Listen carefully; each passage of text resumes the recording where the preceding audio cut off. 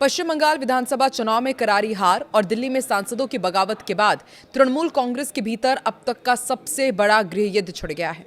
दीदी के सबसे भरोसेमंद कल्याण बनर्जी ने भी अब भतीजे अभिषेक बनर्जी को लेकर बड़ी चेतावनी दे डाली है। बनर्जी ने ऐसा बम फोड़ा है जिसे ममता डिफ्यूज करेंगी तो भी फटेगा और नहीं करेंगी तो भी फटेगा। ऐसे में अब कयास लगने शुरू हो गए हैं कि क्या ममता बनर्जी भी बीएसपी सुप्रीमो मायावती की तरह भतीजे को पार्टी से बाहर निकालेंगी। नमस्कार, मैं हूं आकांक्षा और आप देख रहे हैं न्यूज 18 का डिजिटल प्लेटफॉर्म। पश्चिम बंगाल विधानसभा चुनाव के नतीजों के बाद टीएमसी में बवाल मचा हुआ है। बंगाल चुनाव के नतीजे न केवल राज्य की सत्ता बदलते हुए नजर आए, बल्कि तृणमूल कांग्रेस के भीतर उस ज्वालामुखी को भी विस्फोट की कगार पर लाकर खड़ा कर दिया जो लंबे समय से सुलग रहा था। पहले कोलकाता में 60 विधायकों की बगावत के बाद अब दिल्ली में टीएमसी के 20 से अधिक लोकसभा सांसदों की बगावत ने पार्टी के आंतरिक ढांचे को पूरी तरह से चरमरा दिया है। इस संकट के बीच ममता बनर्जी के सबसे पुराने वफादार मुखर सहयोगी कल्याण बनर्जी ने भी अब सीधे तौर पर ममता बनर्जी को चेतावनी दे दी है, जिसने टीएमसी के भीतर बुआ बनाम भतीजे की जंग को आधिकारिक मोड़ दे दिया है। अगर ममता बनर्जी बसपा सुप्रीमो मायावती वाला फॉर्मूला अपनाती हैं, अभिषेक बनर्जी को पार्टी से निकालती हैं, तो क्या टीएमसी बच जाएगी? अभिषेक बनर्जी को लेकर दीदी का रुख और कल्याण बनर्जी का भविष्य तय होगा। और टीएमसी के अंदरूनी सूत्रों से मिली जानकारी के मुताबिक करीब 60 विधायकों और लोकसभा और राज्यसभा के 30 से ज्यादा सांसदों ने अब एक सुर में अभिषेक बनर्जी को इस टूट के लिए जिम्मेदार बताया है। पार्टी के कुछ वरिष्ठ नेताओं ने ममता बनर्जी से कहा है कि पार्टी में इस ऐतिहासिक टूट और पतन के जिम्मेदार एकमात्र व्यक्ति अभिषेक बनर्जी हैं और उनकी कॉर्पोरेट स्टाइल की राजनीति है।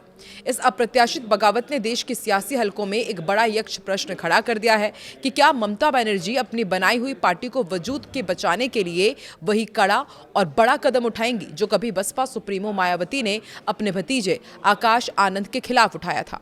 कल्याण बनर्जी ने बंद कमरे में और परोक्ष रूप से सार्वजनिक बयानों में यह साफ कर दिया है कि जमीनी कार्यकर्ताओं को नजरअंदाज करके डायमंड हार्बर मॉडल को पूरी पार्टी पर थोपना ही टीएमसी की लुटिया डूबने का मुख्य कारण बना। पार्टी के वरिष्ठ विधायकों सांसदों का मानना है कि अभिषेक बनर्जी की रणनीतियों ने पार्टी के पुराने दिग्गजों को हाशिए पर धकेल दिया, जिससे चुनावी जमीन खिसक गई। सांसदों का आरोप है कि टिकट बंटवारे से लेकर संगठन के फैसलों तक में केवल अभिषेक के वफादारों को ही तवज्जो दी गई, जिससे पार्टी दो फाड़ हो गई। इस पूरे घटनाक्रम की तुलना अब बीएसपी की राष्ट्रीय अध्यक्ष मायावती के उस फैसले से की जा रही है जिसने सबको चौंका दिया था। आपको याद होगा, साल 2024 के लोकसभा चुनाव के दौरान मायावती ने अपने सगे भतीजे आकाश आनंद को अपना उत्तराधिकारी घोषित करने के कुछ ही महीनों बाद अचानक पार्टी के सभी महत्वपूर्ण पदों से हटा दिया था। मायावती ने तब साफ कहा था कि जब तक आकाश आनंद में पूरी तरह राजनीतिक परिपक्वता नहीं आ जाती, तब तक उन्हें इस जिम्मेदारी से दूर रखा जाएगा। ये फैसला मायावती ने बसपा के कैडर और कोर वोटर को बिखरने से बचाने के लिए लिया था। ममता को चुनना होगा कल्याण और अभिषेक में से एक। अब ठीक वैसी ही स्थिति ममता बनर्जी के सामने है। टीएमसी का पुराना कैडर और कल्याण बनर्जी जैसे कद्दावर नेता केवल ममता बनर्जी के चेहरे और उनकी संघर्षशील राजनीति से जुड़े हैं।